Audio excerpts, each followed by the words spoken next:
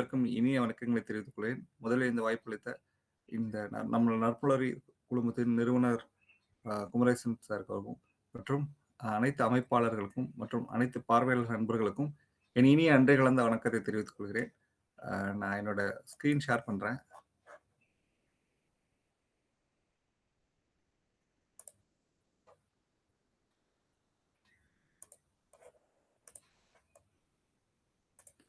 நம்ம நற்புலரியில் ஆரம்ப காலகட்டத்திலேருந்து இப்போ வரைக்கும் வந்து ஒரு மாதம் அப்படின்னா 30 இல்லை 31 ஆளுமைகள் தங்களுடைய கருத்துக்களை வந்து தங்களுடைய பார்வையை ஒரே டாப்பிக்கில் வந்து கொடுப்பாங்க. ஸோ அந்த மாதிரி கொடுக்குறப்ப என்னாங்கன்னா ரொம்ப சிறப்பாக வந்து அதை பற்றிய ஒரு 360 வியூ கிடைக்கும். அந்த விதத்தில் வந்து இந்த மதத்தோட தலைப்பு நம்மளோட புத்தக அலமாரி அப்படின்னு சொல்லிட்டு அந்த புத்தக அலமாரி இங்கே இருக்கிற நம்ம எல்லாருக்குமே ரொம்ப ரொம்ப ஒரு பிடிச்ச விஷயம். எல்லாருக்கும் ரொம்ப காமனான பாயிண்ட் அப்படின்னா அந்த புக் ரீடிங்காக தான் இருக்கும். எப்பயுமே வந்து புத்தகம் வந்து இப்போ பழைய தமிழ் சினிமாவில் சொல்லுவாங்கல்ல, ஒரு இந்தியா மேப்பை வந்து அப்படியே வந்து கட் பண்ணிட்டு இந்தியா மேப்பை எல்லா ஸ்டேட்ஸும் சேருங்க அப்படின்னு சொல்லி ஒரு எம்ஜிஆர் படத்தில் சொல்லுவாங்க. அந்த படத்தில் வந்து என்னென்னா ரொம்ப கஷ்டப்படுவாங்க. தமிழ்நாடு, கேரளா, ஆந்திராப்பில் வச்சுட்டே இருப்பாங்க.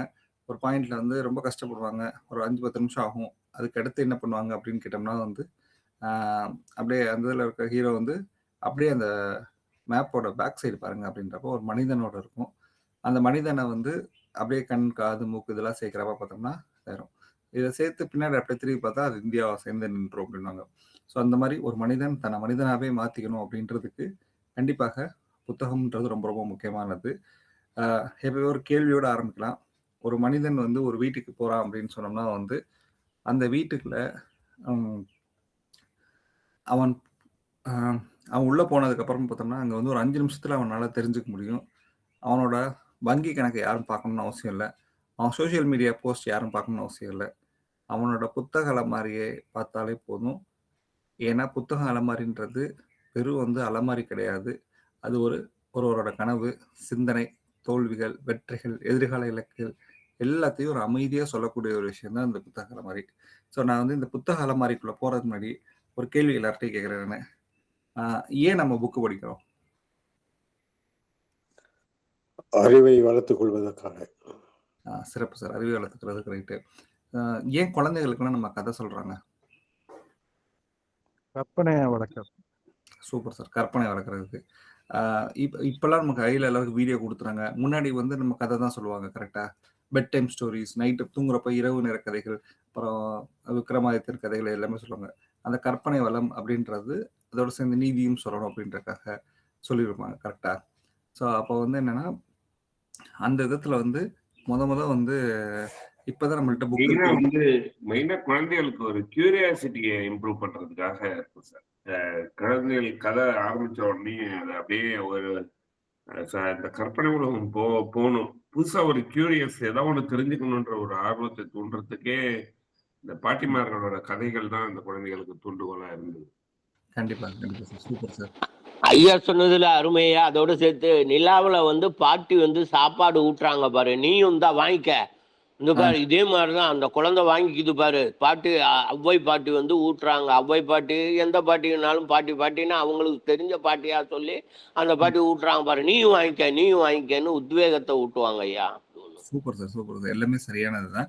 நம்ம கண்டிப்பா நீங்க சொன்ன எல்லாமே தான் கரெக்ட். ஒருத்தவங்க குழந்தையோட கற்பனை வளம் அப்படின்றது எங்க வளரும் அப்படின்னா அந்த கதைகள் சொல்றப்பதான். இப்போ ஒரு வீடியோ ஒரு 3 நிமிஷம் 5 நிமிஷம் பார்த்தோம்னா அந்த கிரியேட்டர் தன்னோட கிரியேட்டிவிட்டியை அந்த வீடியோல காமிச்சிருப்பாரு. பட் அதுக்கு முன்னாடி நம்ம கதைகளை கேட்குறப்ப என்னன்னா நம்ம தான் கிரியேட்டர், அதாவது அந்த குழந்தை தான் கிரியேட்டர். ரைட்டா? ஒரு எக்ஸாம்பிளுக்கு கதைக்கும் திரைக்கதைக்குமே உள்ள வித்தியாசமே இதான்னு சொல்லுவாங்க. கதை அப்படின்னு எடுத்துட்டோம்னா ஒன்றும் சிம்பிளா சொல்லணும், நம்ம எல்லா குழந்தைகளுக்கும் சொல்லி கொடுக்கும் அந்த பாட்டி வடை சொல்ற கதை தான்.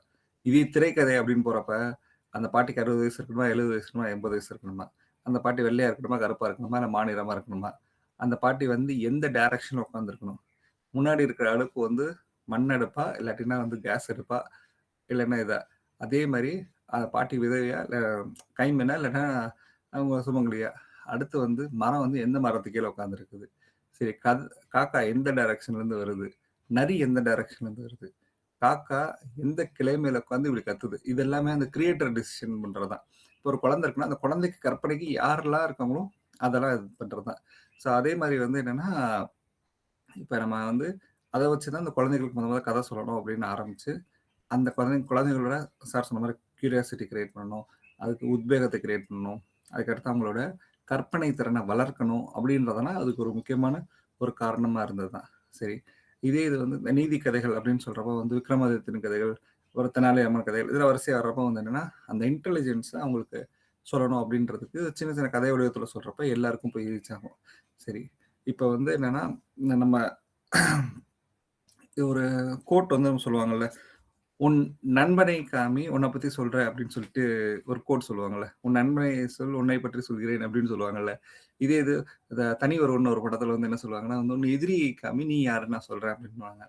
இதுல முக்கியமா வந்து புத்தக விரும்பிகள் எல்லாருமே, புக் லவர்ஸ் எல்லாருமே என்ன தெரியுமா சொல்லுவாங்க? "நீ என்ன புக் வச்சிருக்குன்னு சொல்லு, உன்னை யாரு நான் சொல்றேன்" அப்படின்னு சொல்லுவாங்கல்ல. ஸோ அந்த விதத்துல இன்னைக்கு புக்ல வந்து என்னோட ஜர்னி பத்தி, ஸோ எப்படிலாம் வந்து எதெல்லாம் நமக்கு பிடிச்சிருக்கு, எதெல்லாம் வந்து நமக்கு இதா இருக்கும் அப்படின்றத ஒரு சின்ன ஒரு இது மாதிரி தொட்டு காமிச்சு வர்றது தான் இருந்தது. இப்படிதான் இந்த மாதிரி ஒரு புக் செல்ஃப் வைக்கணும்னு ஆசை. பட் ஆனா அந்த மாதிரி இல்ல. ஒரு கற்பனை நல்லா இருக்கு அப்படின்றதுக்காக இதை வச்சிருந்ததுல. அடுத்தது, ஸோ ஒரு புக் அப்படின்றது வந்து என்னன்னா வந்து, இப்போ ஒரு நாவல் படிக்கிறோம் அப்படின்னு சொன்னோம்னா, ஒரு நாவல் படிக்கிறவங்க பார்த்தோம் அப்படின்னா, ஆயிரக்கணக்கான கேரக்டரை இவங்க வாழ்ந்து பார்த்துருப்பாங்க. இப்ப எப்படின்னு கேட்டோம்னா வந்து, ஒரு நாவல் படிக்கிறோம். ஒரு தலைவன், ஒரு தலைவி இருக்காங்க. அதுக்கடுத்து வரக்கூடிய எல்லா கேரக்டர்ஸும் இருக்கும். அந்த எல்லா ஃபார் எக்ஸாம்பிள் வேல்பாரின்னு ஒரு புக் இருக்குது. இப்ப ரீசென்ட்டா ரொம்ப ஃபேமஸான புக்கு. அந்த புக்ல வந்து நம்மளுடைய வேல்பாரிய பத்திய அந்த ஒரு புனைவோட சேர்ந்து அந்த இது வந்திருக்குல்ல. அப்ப அந்த ஆத்தர் வெங்கடேசன் என்ன சொல்லுவாருன்னா, இப்ப எம்பியா இருக்கார்ல, அவர் என்ன சொல்லுவாரு அப்படின்னா, ஒரு ஆத்தர் வந்து அந்த கேரக்டரா இருந்து தான் எழுத முடியும். அந்த கேரக்டரா அவர் உணர்ந்து எழுதுறாரு. அவர் உணர்ந்து எழுதுறாருன்னா, நம்ம படிக்கிற நமக்கு ஒவ்வொரு கேரக்டரும் ஒவ்வொரு விதமா இருக்கும். அந்த ஒரு புக்க படிச்சோம் அப்படின்னா, மினிமம் வந்து ஒரு 1000 கேரக்டர் நம்ம கடந்து வந்திருப்போம். அந்த படிக்கிறப்ப அந்த கேரக்டராவே நம்ம ஒரு செகண்ட் மாறி பார்ப்போம். அப்ப ஆயிரக்கணக்கான நபர்களோட வாழ்க்கைய வாழ்ந்து பார்க்கணும் அப்படின்னா, இந்த ஒரு பிரிவுல செய்யணும்னா புக் படிச்சா கண்டிப்பா பண்ணிடலாம்.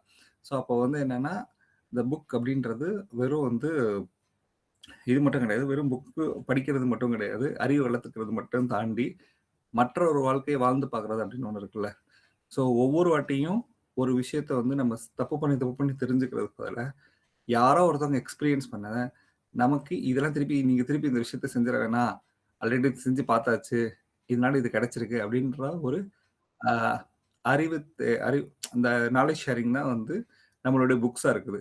அந்த புக்ஸ் வந்து பார்த்தோம் அப்படின்னா வந்து, எ இதுல வந்து என்னன்னா, நம்மளோட ஹெரிடேஜ் இருக்கும். நாலேட்ஜ், எக்ஸ்பீரியன்ஸ், புதுசா ஏதோ இன்வென்ட் பண்ண அந்த innovation, leadership quality, financial wisdom, long life learning எல்லாமே இருக்கும். So every book is a mentor waiting to speak. So இந்த விதத்துல வந்து பார்த்தோம் அப்படின்னா வந்து, இந்தியாவிலேயே முத எந்த மொழியில புத்தகம் வந்திருக்கும்னு நினைக்கிறீங்க? யாராவது சொல்ல முடியுமா? இந்தியாவுல எந்த மொழியில முத புத்தகம் அச்சிடப்பட்டிருக்கும்? முன்னாடி ஓலைச்சுவடிலாம் சொல்லுவாங்களா? அந்த மாதிரி அச்சிடப்பட்டது எந்த மொழியா இருக்கலாம்? வங்காளமா ஐயா? தெரியல, ஞாபகம் இல்ல. தாய் தமிழ் மொழி தான் ஃபர்ஸ்ட். சொல்லுங்க சார். அச்சிடப்பட்டது சொல்லுங்க sir. Bible sir Tamil. Sir ஆக்சுவலா வந்து தமிழ்ல முத பண்ணதோட புக்கோட பேர் வந்து ஆக்சுவலா 1600 காலகட்டத்திலே வந்துட்டு சார். அந்த இது வந்து பார்த்தோம்னா, தம்பிரான் வணக்கம் சொல்லிட்டு ஒரு புக் இருக்கு சார். அதான் முத வந்து தம்பிரான் வணக்கம் அப்படின்னு சொல்லிட்டு ஒரு புக்கு. அது ஆக்சுவலா வந்து முத பிரிண்ட் பண்ணது அதுதான். அது வந்து மொத்தமே பிரிண்ட் பண்ணது 12 காப்பி தான். அந்த 12 காப்பியில ஒண்ணு அமெரிக்காவில் இருக்கக்கூடிய ஒரு லைப்ரரியில இருக்கு சார். ஆனா அது வந்து இப்போ சாஃப்ட் காப்பி கிடைக்கும் நமக்கு. இன்டர்நெட்ல தேடினா சாஃப்ட் காப்பி கிடைக்கும். இந்தியாவில் முதல்ல அச்சிடப்பட்டது அந்த மொழியில் தான் சார். தமிழ் மொழியில தம்பிரான் வணக்கம்ன்ற ஒரு புத்தகம் தான் அச்சிடப்பட்டிருக்கு. சரி. அது தமிழுக்குள்ளே ஒரு மிகப்பெரிய சிறப்பு. சரி. ஸோ இந்த புக் இருக்குல்ல, புக்குக்கு பின்னாடி ஒரு பெரிய ஒரு விஷயம் என்னன்னா வந்து, புத்தகத்துக்கு ஏன் புத்தகம் பேர் வந்திருக்கும்னு நினைக்கிறீங்க சார்? படிச்சா புத்தாக்கம் கிடைக்குங்கிறதா? அகத்தை புதுசாக்குது, அதனால புத்தாக்கம். ஆக்சுவலா என்ன சொல்றாங்க அப்படின்னா, இதுக்கு ஒரு பாரதி கிருஷ்ணகுமார் அப்படின்னு ஒரு ஆத்தர் வந்து அவரோட பேச்சுல சொன்ன வார்த்தை என்னன்னா, புத்தத்துல இருந்தா புத்தகம் அப்படின்னு சொல்லிட்டு ஒரு வார்த்தை நமக்கு பிறந்திருக்கு அப்படின்னு சொல்லுவாரு. அதாவது புத்தத்துல இருந்தா புத்தகம் பிறந்திருக்கு அப்படின்னு சொல்றது வந்து என்னன்னா, ஆஹ் அந்த நம்மளுடைய பௌத்தம பொறுத்தளவுக்கு வந்து எப்பயுமே வந்து அதுல வந்து புத்தர் வந்து ஒரு ஒரு ஒரு ஓலைச்சுவடிகள் எழுதுனது, அவரோட சிஷ்யர் ஆனந்தர் தான் எழுதுவாரு. அப்ப அந்த நாலேஜ் ஷேரிங், அதாவது ஒரு அறிவு தேடலான ஒரு நபர் தான் புத்தர். ஸோ அவரை பத்தியே எழுதுறது, அவரை பத்தி ஒட்டி வந்ததுதான் புத்தகம் அப்படின்னு சொல்லிட்டு சொல்லியிருப்பாரு. ஸோ அப்போ வந்து அந்த புத்தகம்ன்றது வெறும் காகிதங்களா ஆனது இல்லை.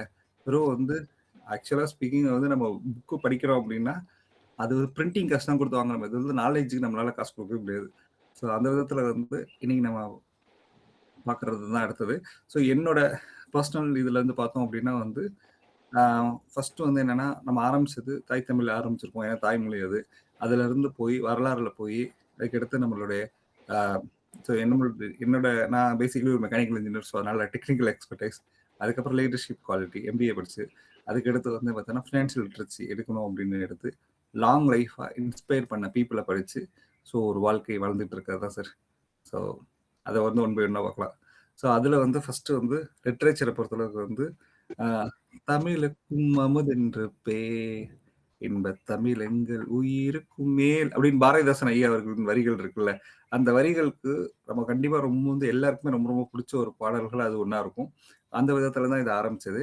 இதுல வந்து இந்த நம்மளுடைய நற்புலரி நேரடி நிகழ்வுல எனக்கு வந்து இந்த எப்பயுமே இந்த லக்கி ட்ரா அதெல்லாம் பெருசா வரவே வராது. ஆனா வீரசேகரன் ஐயா வந்து அதுல வந்து 2 இது வந்தனால ஒரு புக்கு கொடுத்தாங்க. அந்த புக்கு தான் வந்து திருக்குறள். ஸோ அந்த திருக்குறளை தொட்டு பார்க்குறப்ப வந்து 2000 வருஷமா இந்த மக்கள் கடத்தி வந்து நம்ம கையில கொடுத்துருக்காங்க அப்படின்றப்ப அந்த அது வெறும் வந்து புக்கு மட்டும் கிடையாது, அந்த 2000 வருஷத்துக்கு பின்னாடி இருக்கிறதா.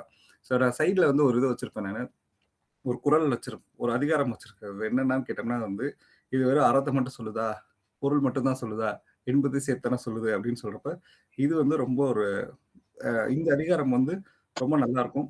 இந்த அதிகாரம் எப்படின்னு கேட்டீங்கன்னா வந்து ஒரு தலைவன் தலைவியை பத்திய ஒரு இதுதான் எல்லாமே. அதுல ஆக்சுவலா வந்து பார்த்தோம் அப்படின்னா 2வது குறள் பார்த்தா நோக்கினால் நோக்குதல் தாங்கனக்கு தானே கொன் நன்ன துணைத்து அப்படின்னு சொல்லிட்டு. ஸோ அது என்னன்னா வந்து நோக்கி அவள் பார்வைக்கு எதிரே நோக்குதல் தானே தாக்கி வருந்தும் அணங்கு ஒரு சேனையையும் கொண்டு வந்து தாங்கினார் போன்றது அப்படின்னு சொல்லுவாங்க. ஸோ என் பார்வைக்கு எதிராக அவள் வந்து என்னை பார்க்கறதுன்றது தானே தாக்கி எவரையும் கொல்லும் ஒரு தெய்வம், தாக்குவதற்கு படைகளை கூட்டி வந்தது போல் இருந்தது அப்படின்னு சொல்லி தலைவன் தலைவியை பார்த்து சொல்ற மாதிரி இருக்கும். ஸோ இது வெறும் வந்து இது பொருள், இது இன்பத்துக்காக களவு, இது நம்மளுடைய காமத்துப்பால் வரும். இதே இது அறத்துப்பார் பொருட்பால் எல்லாமே பார்த்தீங்க அப்படின்னா உன்னை தொட்டு உன்னை அப்படியே அழகா வந்துட்டே இருக்கும். ஒரு மனிதன் எப்படி வாழணும் அப்படின்றத சொல்லி கொடுத்ததான் நம்மளுடைய திருக்குறள். ஸோ அதனால வந்து உலகத்திலே சிறந்த புத்தகம் அப்படின்னு சொல்றப்போ வந்து எல்லா மனிதர்களுக்கும் அது வந்து உலக பொதுமுறையா இருந்தனால திருக்குறள் ரொம்ப ரொம்ப பிடிக்கும். ஸோ அதனால அதுதான் ஃபர்ஸ்ட். அடுத்து வந்து பார்த்தோம் அப்படின்னா தொல்காப்பியம். ஸோ எப்பயுமே தொல்காப்பியம் வந்து ஒரு 3000 வருஷத்துக்கு முன்னாடி இருந்த ஒரு புத்தகம். அது வந்து ஒரு மனிதனுக்கு 6 அறிவு இருக்கு, 6வது அறிவு மனசு. ஸோ அந்த மனசை பத்தி சொல்லணும் அப்படின்றதுக்காக அதே மாதிரி ஒரு வாழ்வியல் எப்படி இருக்கணும் அப்படின்றத சேர்த்து இருக்கு. எப்பயுமே ஒரு புத்தகம் வந்து இத்தனை வருஷம் கழிச்சு இருக்குன்னா ஏன் ஒரு 3000 வருஷம் கழிச்சு இப்பயும் அதை ஏன் படிக்கிறாங்க யாராவது சொல்ல முடியுமா சார்? ஏன் 3000 வருஷம் கழிச்சு இன்னும் அந்த புக்கு படிக்கிறோம் நம்ம? இல்ல 2000 வருஷம் கழிச்சு திருக்குறள் என்ன படிக்கிறோம்? திருக்குறள் சார். திருக்குறள் சார் 2000 வருஷம் கழிச்சு இன்னும் படிச்சுட்டு இருக்கோம்.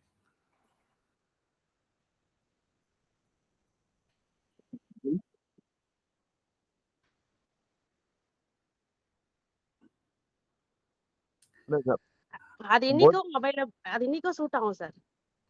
Super super super super. ஒரு சிலர் தவிர எல்லாருக்கும் 1330 தெரியாது. அதனால கூட அது சந்தேகம் வரும்போது படிக்கலாம் அந்த மாதிரி.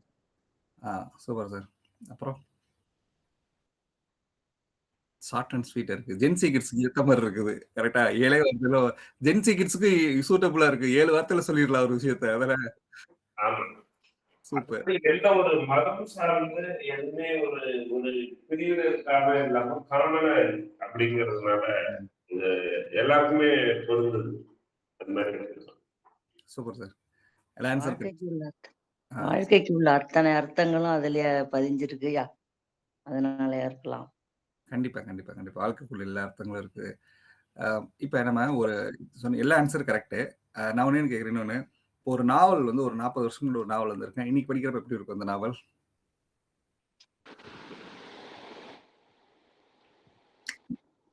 கொஞ்சம் அவுடேட்டடா இருக்க வாய்ப்பு இருக்கு. அவுட்டேட்டடா இருக்க வாய்ப்பு இருக்கு. பட் ஏன் திருக்குறள் இன்னும் 2000 வருஷம் கழிச்சு அது நம்ம இது பண்றோம் அப்படின்னு சொல்றோம்? அது என்றும் பொதுவான விஷயங்களை பேசுனதுனாலயா, அது எப்படியும் பொருள் கொள்ளலாம். பொருளை வந்து நேரடி பொருள் கொள்வது வேற, அதனுடைய உள்ள அர்த்தத்தை புரிஞ்சுக்கிற மாதிரி வர்றப்ப, அந்த மாதிரி விரிவாக்கம் கொடுக்கறப்ப அது எல்லா காலத்துக்கும் பொருந்தும். அந்த சூழ்நிலைக்கு, கால சூழ்நிலைக்கு ஏற்ப ஒரு புதிய பொருளை கூட ஒரு குறளுக்கு கொடுக்கலாம்னு சொல்லுவாங்கய்யா. எனக்கு சார் நீங்க சொன்ன எல்லா ஆன்சர் கரெக்ட். சோ சார் அதுல அப்புறம் வந்து சொல்லுங்க. எல்லாருக்குமே அது அப்ளை ஆகும். திருக்குறள் வந்து எப்படின்னா சொசைட்டில இருக்கிற எல்லாருக்கும் காமன் மேன்ல இருந்து அரசன் வரைக்கும் எல்லா சார்ட்ஸ் ஆஃப் பீப்புளுக்கும் வந்து அவங்க சொல்றது அப்ளை ஆகுற மாதிரி கவர் பண்ணிருப்பாங்க. இப்போ ஒரு நாவல்னா ஏதாவது ஒரு தீம் பேஸ்டா இருக்கும். அந்த மாதிரி ஒரு இதுல மட்டும் ஃபோக்கஸ் பண்ணும். ஆனா திருவள்ளுவர் வந்து எல்லா இதுவுமே ஒரு ஒரு மனுஷன் பொறப்பதுல இருந்து அவனுடைய இறப்பு வரைக்கும் அவன் அந்த டோட்டல் லைஃப் சைக்கிள்லயும் இருக்கிற அத்தனை இதையும் கவர் பண்ற மாதிரி இருக்கும். திருக்குறள் இருந்தா இப்போ ஒரு உலகம் இருக்கு. அந்த உலகத்துல ஒரே ஒரு மனுஷன் புதுசா பிறந்து அவன் மட்டும்தான் இருக்கான். வேற யாருமே இல்ல அப்படின்னா அவனுக்கு எதுவுமே சொல்லிக் கொடுக்க வேணாம். அந்த ஒரே ஒரு புக் இருந்தா போதும். அவனோட ஃபுல் லைஃபே அவனால வாழ முடியுங்கிற அளவுக்கு எல்லாமே அதுல இருக்கும் அப்படிங்கிற மாதிரி நான் நினைக்கிறேன் சார். கண்டிப்பா மேம். Super, super, super. எல்லாமே கரெக்டான ஆன்சர் தான். ஸோ எப்பயுமே வந்து ஒரு புக்கோட தேவை இன்னைக்கு வரைக்கும் தொடர்ந்துச்சு அப்படின்னா, அந்த புக்கு உயிரோட இருக்கும். அந்த புக்கு உயிரோட இருக்குன்றதுக்கு அர்த்தம் அதுதான். ஸோ எப்பயுமே இப்ப நான் ஒரு குறள் கூட சொன்னேன் தெரியுமா? ஒரு தலைவன் தலைவியை பார்த்து. இது எல்லா காலகட்டத்திலும் இருக்க எல்லா தலைவன் தலைவிக்கும் இது பொருந்தும். கரெக்ட்டா? அதோட தேவை இன்னைக்கு வரைக்கும் இருந்துட்டே இருக்குது. அப்ப அந்த தேவை இல்லாம இருந்துச்சுன்னா, அந்த புக் வந்து கண்டிப்பா காணாம போயிருந்திருக்கும். கரெக்ட்டா? ஸோ அப்போ வந்து எல்லா அது மாரி முக்காலத்துக்கும் உணர்ந்து எல்லா இதுக்கப்புறம் இன்னொரு 5000 வருஷம் கழிச்சு எந்த ஒரு மனிதன் பிறந்தாலும், அப்ப எப்படி ஒரு கல்ச்சர் மாறி இருந்தா கூட, இந்த புக் கண்டிப்பா அது வந்து அப்பயுமே இது சூட்டபிளா இருக்கும் அப்படின்னு சொல்றது இருக்குல்ல. ஸோ அதனால வந்து இன்னைக்கு வரைக்கும் அது இருக்குது. சில புக்ஸ் எல்லாம் வந்து அவுட்டேட்டடா இருக்க காரணம் என்னன்னா, அந்த பர்ட்டிகுலர் காலகட்டத்துக்கு தான் எழுதியிருப்பாங்க. ஸோ நல்ல ஒரு எழுத்தாளர் அப்படின்றது அடுத்த தலைமுறைக்கு சேர்த்து எழுதுறதா அப்படின்னு சொல்லுது. திருவள்ளுவர் வந்து ஒரு பெரிய விஷனரி. கிட்டத்தட்ட இன்னும் ஒரு 10,000 வருஷம் கழிச்சுமே வந்து பார்த்தாலுமே, அதுக்கும் அவங்களுக்கும் இது பொருந்துற மாரி இருக்கிறதுனால தான் இது வரைக்கும் இருக்குது. தொல்காப்பியம் அதே மாரி தான். ஸோ நாலடியார் அப்படின்றப்போ வந்து இந்த நாலடியார பொறுத்தளவுக்கு வந்து என்னன்னா, ஸோ நான் ஆக்சுவலா ஒரு உலக சாதனை நிகழ்வுல கலந்துட்டு உலக சாதனை இது கிடைச்சது எனக்கு. அப்பதான் வந்து இந்த புக்க பத்தி படிக்கிறதுக்கான ஒரு வாய்ப்பா இருந்தது. ஸோ ஒரு 400 பாட்டு அழகா வந்து இது வந்து ஒரு நபர் எழுதுனது கிடையாது. நெறைய சமண துறவியெல்லாம் சேர்ந்து எழுதி தொகுத்த நூல் தான். ஸோ அதே மாரி வந்து அது லீடர்ஷிப் பத்தி ஃபுல்லாவே இருக்கும். அதுக்கப்புறம் நான்மணி கடிகை, அதுக்கடுத்து வந்து சங்கம் லிட்ரேச்சர். ஸோ சங்கம் லிட்ரேச்சர பொறுத்தளவுக்கு வந்து எப்பயுமே பார்த்தீங்க அப்படின்னா வந்து, அ நம்மளுடைய முதல் சங்கம், இடைச்சங்கம், கடைச்சங்கம் அப்படின்றது இருக்கிற அதாவது நீங்க வந்து ஓலைச்சுவடியில வந்து ஆத்துல கட்டா உனக்கு புண்ணியம். அந்த மாரி தீயில போட்டா உனக்கு ரொம்ப புண்ணியம் கிடைச்சிரும்னு சொல்லி, இருந்த மிச்ச சொச்சமே இவ்ளோ சூப்பரா இருக்கே! அப்ப எல்லாமே இருந்தா எவ்வளோ சூப்பரா இருந்திருந்திருக்கும். அப்ப யாரோ சில தனி மனிதர்களோட ஒரு ஒரு மொழி அழிக்கணுன்ற ஒரு முடிவு இருந்தும், இன்னைக்கு வரைக்கும் இருக்கு அப்டின்னா வந்து, அதான் தாய் தமிழ் அன்னையோட ஒரு மிகப்பெரிய சிறப்பு அப்டின்றது. ஸோ அந்த விதத்துல வந்து ஃபர்ஸ்ட் லிட்ரேச்சர். அடுத்து வந்து ஹிஸ்டரி. எப்பயுமே ஒரு மனிதன் வந்து நம்மளுடைய வந்து ஆ அதாவது "தக்கார் தகவலார் அவரவர் எச்சத்தில் காணப்படும்" அப்படின்னு சொல்லுவாங்கல்ல. ஸோ அப்போ வந்து நம்ம ஒரு வரலாற நமக்கு படிக்கல அப்படின்னா, அதே தப்ப திருப்பி திருப்பி பண்ணுவாங்க அப்படின்றது தான். இப்போ ஒரு நெப்போலியனோட ஹிஸ்டரிய வந்து ஹிட்லர் படிச்சிருந்தா ஹிட்லர் ஒத்துருக்க மாட்டாருன்னு சொல்லுவாங்க. அப்ப ஒரு ஹிஸ்டரிய நம்ம வந்து சரிவர படிக்காம இருந்தோம் அப்படின்னா வந்து, கண்டிப்பாக அது வந்து அதே தவறுகள் திருப்பி திருப்பி தொடர்ந்துட்டே இருக்கும்ன்றது தான். ஸோ அப்போ வந்து நெறைய குழந்தைகளுக்கு வந்து பார்த்தோம்னா, "ஹிஸ்டரியா? அப்படியா? எப்ப பார்த்தாலும் வரலாறு அதாவது வருஷத்த ஞாபகம் வச்சுக்க சொல்றாய்ங்க எப்ப பார்த்தாலும்." அப்படின்னு ஒரு பெரிய ஒரு இது இருக்கும். பட் ஆனா வந்து இன்னைக்கு போய் வந்து மதுரையில போய் கீழடி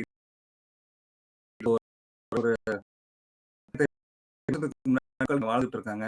அவங்க யூஸ் பண்ற பொருள் இதுதான். அப்போ ஒரு அந்த மண்பானையில வந்து பார்த்தா பிராமி அப்படின்னா எப்ப எழுத்து தோன்றும்? அப்ப இந்த கல் தோன்றா மண் தோன்றிய மூத்த குடி தமிழ் குடி அப்படின்றது உண்மைதானா?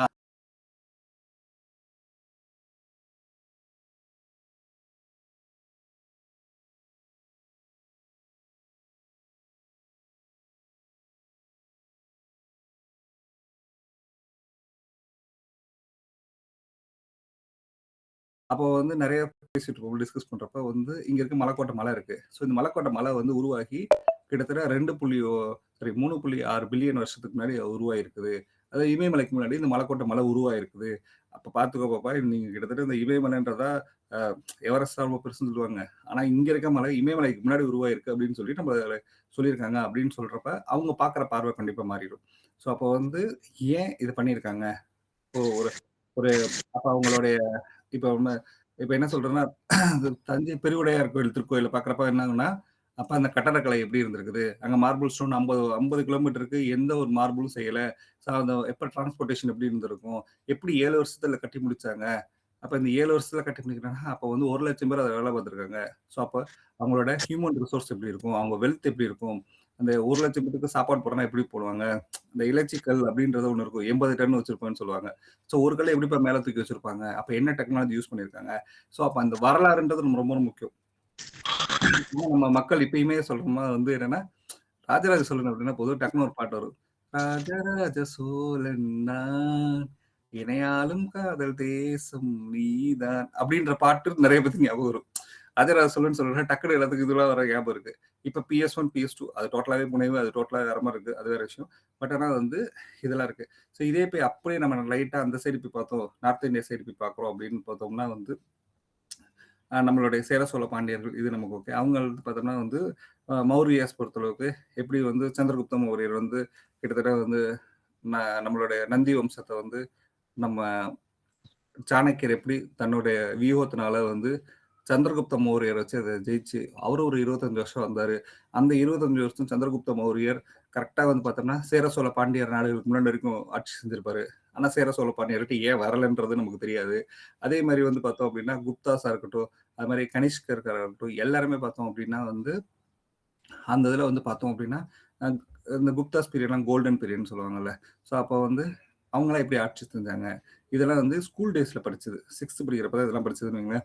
ஸோ அப்போ வந்து ஏன் இது பண்ணியிருக்காங்க, எப்படி இது வந்திருக்காங்க அப்படின்றதான் கொஞ்சம் பிடிக்கும்.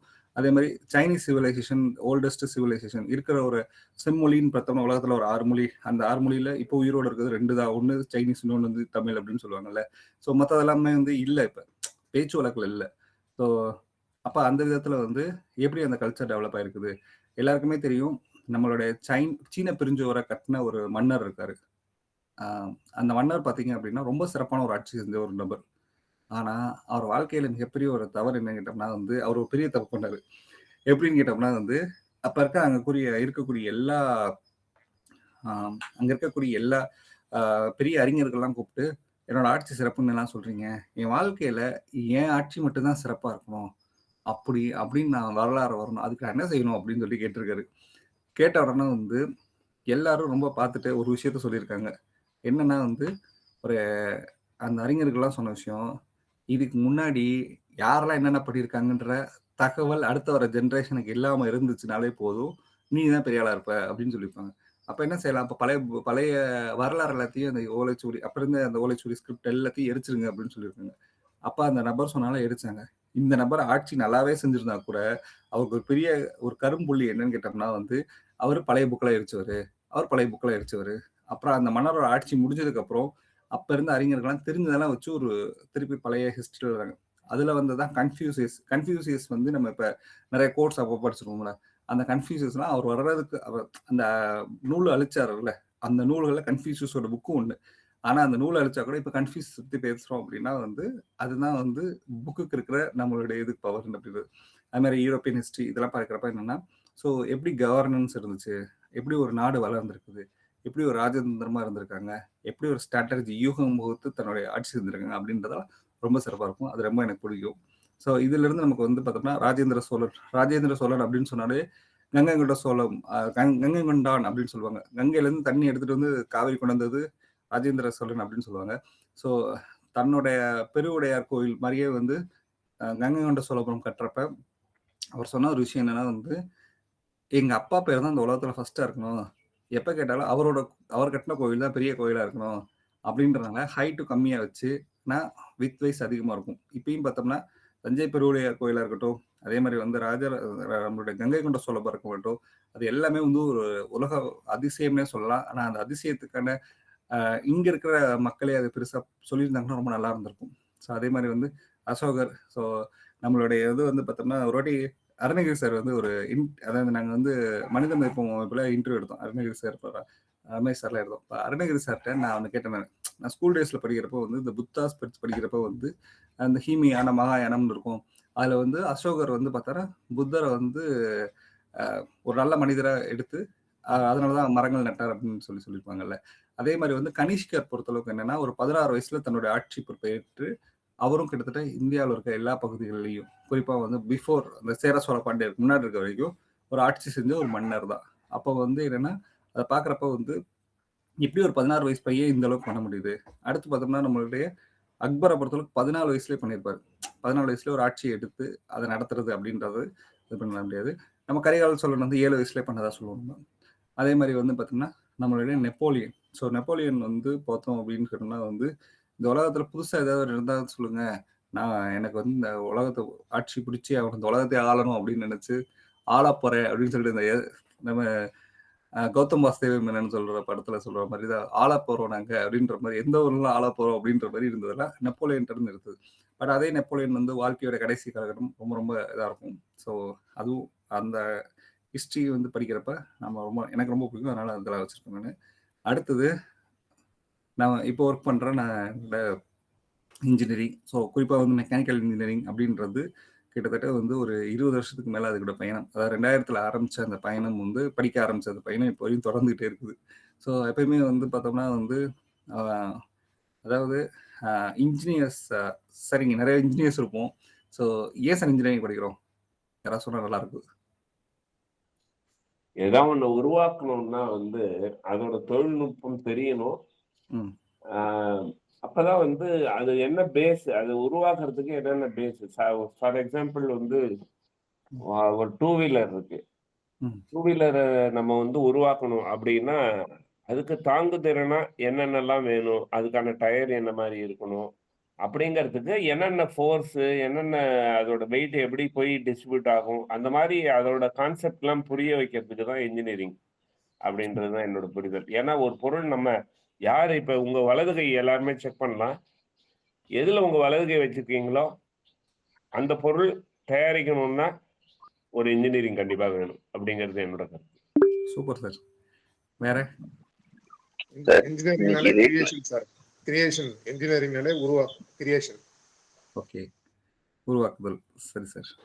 இன்ஜின் பாயினர்னு சொல்லுவாங்க முதல்ல ஆரம்பிக்கிறவங்கன்னா, அது மாதிரி இன்ஜினை தொட்டா எல்லாம் ஒன்றும் ஆரம்பிப்பாங்களோ என்னமோ அப்படின்னு நினைக்கிறேன் நகைச்சுவைக்காக.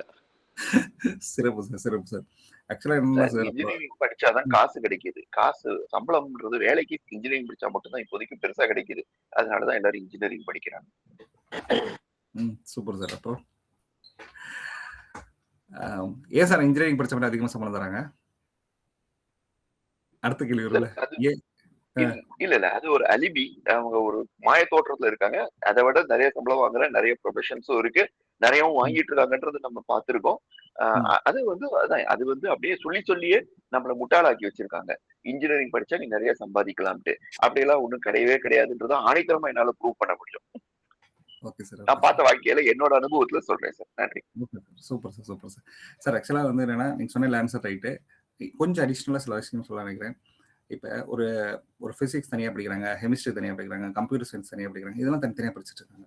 ஸோ ஆனால் இது எல்லாத்தையும் சேர்த்து ஹியூமன் பீயிங்கோட ஒர்க், அதாவது அவங்களோட எஃபோர்ட்டை குறைக்க வைக்கணும், அதாவது அவங்கள ஈஸ் ஆஃப் ஒர்க் ஆக்கணும், அவங்களை எளிமைப்படுத்தணும் அப்படின்றதுக்காக உருவாக்கப்பட்டதான் இன்ஜினியரிங் சார். அப்போ வந்து என்னன்னா வந்து இப்போ ஒரு எக்ஸாம்பிளுக்கு ஒருத்தவங்க மாவாட்டுறாங்க அப்படின்னா காலேருந்து சாயந்தரம் காட்டிகிட்டே இருப்பாங்க. இதே ஒரு கிரைண்டர்னு ஒன்று வர்றப்போ வந்து என்ன அவங்களுடைய ஒர்க்கு அந்த இடத்துல குறையும். ஹியூமன் பீயிங்கை ஒரு கம்ஃபர்ட் ஜோனில் வச்சுக்கிறதுக்கு அவங்களோட டைமை குறைக்கணும் அப்படின்றதுக்காக தான் இவ்வளோ தூரம் பண்ணுறோம். ஸோ சார் சொன்ன மாதிரி வந்து ஒரு விஷயத்தை உருவாக்கணும் அப்படின்னா நம்ம எதை இப்போ இங்கே இருக்கிற எந்த பொருளை தொட்டாலும் கண்டிப்பாக அதுக்கு பின்னாடி ஒரு இன்ஜினியரிங் கண்டிப்பாக இருக்கும். ஸோ அப்போ வந்து யார் அந்த ஹியூமன் பீயிங்கோட வேல்யூ நிறையா கொடுக்குறாங்களோ அதனால அவங்களுக்கு ரிட்டர்ன்ஸ் வருது அப்படின்றத ஒரு ஐடியாலஜி. ஸோ அதுக்கப்புறம் என்வரான்மெண்டல் இன்ஜினியரிங்கிறது ரொம்ப பிடிக்கும். ஸோ என்வரான்மெண்டல் இன்ஜினியரிங்கில் வந்து இன்னைக்கு வந்து ஸோ எஸ்டிஜி கோல்ஸ் பற்றி ஒரு 17 கோலில் 15 கோல் வரைக்கும் ஒரு அதில் பேசியிருக்கேன். ப்ளஸ் வந்து என்னோட ரிசர்ச், என்னோட பேட்டர்ன்ஸ் எல்லாமே ரிலேட்டட் டு அந்த பிளாஸ்டிக் ஃப்ரீ அப்படின்றதுக்காக தான் நான் பண்ணியிருக்கேன் நான். ஸோ அதனால அது ரொம்ப பிடிக்கும். Smart cities. ஸோ அது வந்து அது ரிலேட்டடா, சஸ்டைனபிலிட்டி ரிலேட்டடா, அதுக்கப்புறம் இனோவேஷன். ஸோ இனோவேஷன் தான் கோரே அப்படின்றனால வந்து ஸோ நம்ம புதுசா ஒரு விஷயத்த வந்து ஒரு ஐடியாவை வந்து ப்ராக்டிக்கல் சொல்யூஷனா மாத்தி குடுக்குறதுன்னு ஒண்ணு இருக்குல்ல. ஸோ புதுசா உருவாக்குறதெல்லாம் வந்து இதா இருக்கும். இன்னைக்கு வரைக்கும் வந்து தாமஸ் ஆல்வா எடிசன் எல்லாரும் நினைக்கிறோம் அப்படின்னா, ஒரு லைட் அவருக்காக ஒரு மொமெண்டம் ஒரு ஒரு ஒரு நிமிஷம் வந்து அவருக்காக நம்ம ட்ரிபியூட் குடுக்க போறோம் அப்படின்றதா இருக்கட்டும். ஸோ அதே மாதிரி நம்ம ஜிடி நாயுடு, ரொம்ப ஏகப்பட்ட இன்வென்டர்ஸ் இந்த உலகத்துல இருக்கக்கூடிய ஏகப்பட்ட இன்வென்டர்ஸ் இருக்காங்க. இப்ப கூட ஜப்பான்ல ஒருத்தருக்கு 11,000 பேட்டர்ன்ஸ் இருக்குது. அவரும் வந்து இப்ப உயிரோட தான் இருக்கிறாரு. ஆனா எல்லாரும் சொல்லுவாங்க. ஸோ என்னெல்லாம் சயின்டிஸ்ட் சொல்லுனா ஒரு 10 பேர் சொல்லுனா, ஃபர்ஸ்ட் தாமஸ் ஆல்வா எடிசன் இப்படி ஒரு 10 பேர் சொல்லுவாங்க. ஆனா அதை தாண்டி நிறைய பேர் பண்ணிக்கிட்டே இருக்காங்க. 5,000 பேட்டர்ன்ஸ் வச்சிருக்க நபரும் இருக்காங்க. இப்ப உயிரோட தான் இருக்காங்க. ஸோ அப்போ வந்து என்னன்னா, அந்த இன்வென்ஷன் தான் நம்ம வாழ்க்கையை எளிமைப்படுத்துது. ஸோ அந்த எளிமைப்படுத்துறதுக்கு இன்ஜினியரிங் ரொம்ப ரொம்ப யூஸ்ஃபுல்லா இருக்கு. ஸோ இந்த எளிமைப்படுத்தினால பொண்ணுங்கள ஒரு எக்ஸாம்பிளுக்கு வந்து என்னன்னா, கொரோனா காலகட்டத்தில் எல்லாமே முடங்கி இருந்தாலுமே கூட ஒர்க் ஃப்ரம் ஹோம்னு ஒன்று ஆரம்பிச்சு விட்டு எல்லா பேங்கிங் ஒர்க்கும் நடந்துகிட்டே இருக்கு அப்படின்னா, இதுக்கு பின்னாடி கண்டிப்பா இன்ஜினியரிங் கண்டிப்பா இருந்தாகும். கரெக்டா? ஸோ அப்போ வந்து எப்படி மனிதர்கள் எளிமைப்படுத்துறாங்க? ஸோ அதே மாதிரி வந்து என்னன்னா, முன்னாடி வந்து இப்படி ஒவ்வொரு விஷயமும் சொல்லிட்டே போகலான்னு வச்சுக்கோங்களேன். ஸோ அதனால இது வந்து லைஃப் அப்படின்றத இதெல்லாம் எனக்கு ரொம்ப பிடிச்ச புத்தகத்துல ஷெல்ஃப்ல இருக்கக்கூடிய ஒரு விஷயம் சார். அடுத்தது ஃபியூச்சர் ரெடி. ஸோ எப்பயுமே வந்து இந்த ஆர்டிஃபிஷியல் இன்டெலிஜென்ஸ் அப்படின்றது இன்னைக்கு எப்பயுமே வந்து நம்ம இந்த காலகட்டத்துக்கு ஏற்ற மாதிரி நம்மளை அப்கிரேட் பண்ணணும் அப்படின்றது இருக்குல்ல. ஸோ அந்த விதத்தில் ஆர்டிஃபிஷியல் இன்டெலிஜென்ஸ், ஐஓடி, அப்புறம் க்ரீன் இன்ஃப்ராஸ்ட்ரக்சர், ரெனியூபிள் எனர்ஜி, அப்புறம் சஸ்டைனபிள் அர்பன் டெவலப்மெண்ட். ஸோ இது எல்லாமே பார்த்தோம் அப்படின்னு கேட்டோம்னா வந்து நம்ம இன்னைக்கு இருக்க காலகட்டத்துக்கு எதெல்லாம் பற்றி நம்ம வந்து என்ன டெவலப் பண்ணணும் அப்படின்றதுக்கான ஒரு விஷயம் தான். இப்போ வந்து நீங்கள் வந்து எங்கே போய் பார்த்தாலும் எல்லா பில்டிங்லேயுமே பார்த்தோம் அப்படின்னா வந்து இந்த எஸ்டிஜி கோல்ஸ் ஃபாலோ பண்ணுறாங்க. எல்லா கார்பரேட்ஸ்லையுமே சொன்னோம்னா எஸ்டிஜி கோல்ஸ் ஃபாலோ பண்ணுறாங்களா அப்படின்னு சொல்லி ஒரு விஷயம் இருக்கும்ல. ஸோ அப்போ அந்த எஸ்டிஜி கோல்ஸ் வந்து ஃபாலோ பண்ணுறப்ப வந்து என்னன்னா வந்து ஸோ கார்பன் எமிஷன் வந்து எங்களோட இதில் வந்து ரெனியூபிள் எனர்ஜி நாங்கள் இவ்வளோ யூட்டிலைஸ் பண்ணிட்டு இருக்கிறோம் நாங்கள். ஸோ எப்படி நாங்கள் எர்த்தை ஹார்ம் பண்ணாமல் இருக்கோம் அப்படின்றதுக்காக தான் இது எல்லாமே. ஸோ ஆர்டிஃபிஷியல் இன்டெலிஜென்ஸ் எல்லாமே தெரியும். இன்னைக்கு ஒரு சாட் ஜிபிடி எல்லாமே வந்து எந்த அளவுக்கு எளிமைப்படுத்துதுன்னு. அதுக்கு டேட்டா வெரிஃபை பண்ண முடியாது நம்ம வேலை தான். அதுக்கு வள்ளுவர் சொன்ன மாதிரி எப்பொருள் யாராவது கேட்கணும் பொருள் மெய்ப்பொருள் காண்பது அறிவுன்றது நம்மளோட வேலை. அதே சமயத்தில் நம்மளோட வேலை எளிமையாக்குது கண்டிப்பா. ஒரு விஷயத்தை ஈஸியாக ஆட்டோமேட் பண்ணுதா அது கண்டிப்பாக பண்ணும். ஸோ அப்போ வந்து க்ரீன் இன்ஃப்ராஸ்ட்ரக்சர் அப்படின்றப்போ வந்து கண்டிப்பாக வந்து எந்த அளவுக்கு நம்ம இப்போ நம்ம சாண்டினோவல் கண்ட்ரிஸ் எல்லாம் பார்த்தோம் அப்படின்னா வந்து அவங்க வந்து இப்போ எவ்வளோக்குள்ள அர்பன் டெவலப்மெண்ட் இருக்கோ அதே மாதிரி வந்து அவங்களோட க்ரீன் சைடும் அதிகமாக இன்வெஸ்ட் பண்ணியிருப்பாங்க, அதிகமாக இன்ஃப்ராஸ்ட்ரக்சர் டெவலப் பண்ணியிருப்பாங்க. ஸோ அதே மாதிரி ரெனியூபிள் எனர்ஜி சைடு, அதுக்கப்புறம் சஸ்டைனபிள் அர்பன் டெவலப்மெண்ட், இது எல்லாமே வந்து பார்த்தோம் அப்படின்னா வந்து கண்டிப்பாக வந்து ரொம்ப ரொம்ப முக்கியம். ஸோ அதெல்லாம் எனக்கு ரொம்ப பிடிச்ச புத்தகங்கள்ல ஒன்று, அதெல்லாம் நான் படிச்சுட்டு இருக்கேன் சார்.